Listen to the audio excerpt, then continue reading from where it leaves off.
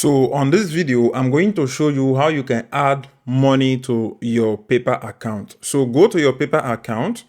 So once your PayPal account open like this, either from your business PayPal account or your personal PayPal account, they all work in the same way. So once you are on your own PayPal account, just scroll down.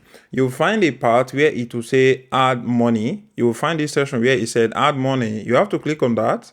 You can see this page that will pop up, add money from your bank manually, add PayPal as a payer on your bank website. Your bank may charge fee. So they are letting you know that this transaction that you're trying to do, your bank may charge you to send money to PayPal. So what you need to do is to click on next. And this is going to pop up. So they are giving you instruction of what you have to do. So this will now be your IBAN.